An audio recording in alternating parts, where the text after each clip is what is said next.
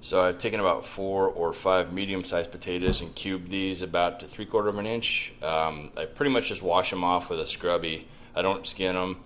If you see any dark spots, I obviously cut and toss those, or any eyes you can cut out. But other than that, I pretty much just dice them up like this, and then I'll put this into the microwave for about 4 minutes. If it's a bigger potato, you could do about 1 minute per potato, but since this is 5 medium size, I'll probably do this for about 4 minutes to heat these up, and it helps them when they hit the pan, they start cooking quicker. Alright, so I put my potatoes in the microwave. I've got my oil in here. I put a pretty generous amount of olive oil in here, and I'm going to put this on high. And the potatoes got about 2.5 minutes to go, so you kind of timed that right. This should barely just start to, you'll see a little wisp of smoke. It's going to be hot. We want to put our potatoes in here when this thing's super hot, and that's going to help them not stick. They're going to kind of boil against the surface of that oil in the pan, and it keeps them from sticking, but I'm also going to shimmy it. And that's the key thing for me to keep these from sticking. Alright, so I took my pan off the heat because there was a little bit of smoke coming out of here, but my potatoes are ready, so I'm going to put this back on the heat here. And then take my potatoes out of the microwave. They've been in there for 4 minutes. They're nice and warm. You can hear them sizzling. I'm going to put them straight in here. It's going to sizzle. You want to keep the pan moving. So I usually shimmy it for about 30 seconds. Keep it on high heat because that's going to start to cook that bottom part and it's not going to stick. So give this about, 30 seconds to a minute, and then I can let it settle. But we want to keep that high heat because that's going to make sure it doesn't stick.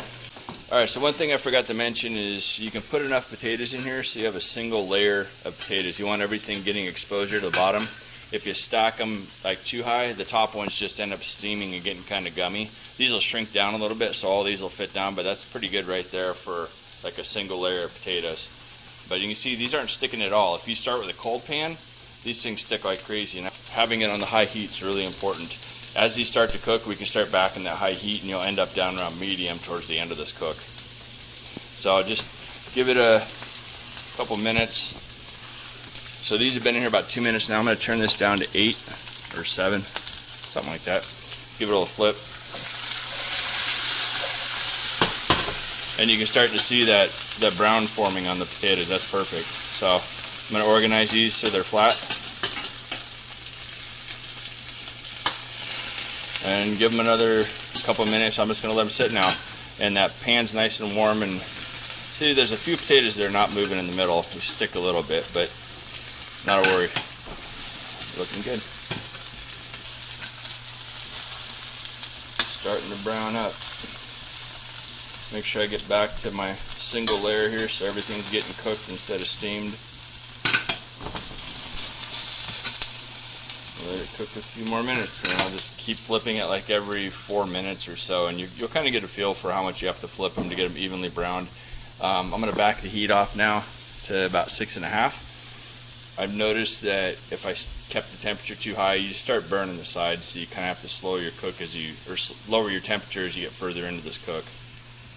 One thing I was going to note that I use olive oil just because that's better for my cholesterol. It's a nut oil versus like vegetable oil. Olive oil does have a lower smoke point, but you can still use it just fine for this. I do my potatoes in olive oil all the time. You just got to keep an eye on the pan as it heats up. So once you see little wisps of smoke, either that's time to put your potatoes in or take it off the burner until you can get your potatoes in the pan. And I usually use russets. They hold up pretty good to this. You can do like a Yukon Gold, but they're a little bit of a softer potato, but they still turn out pretty good.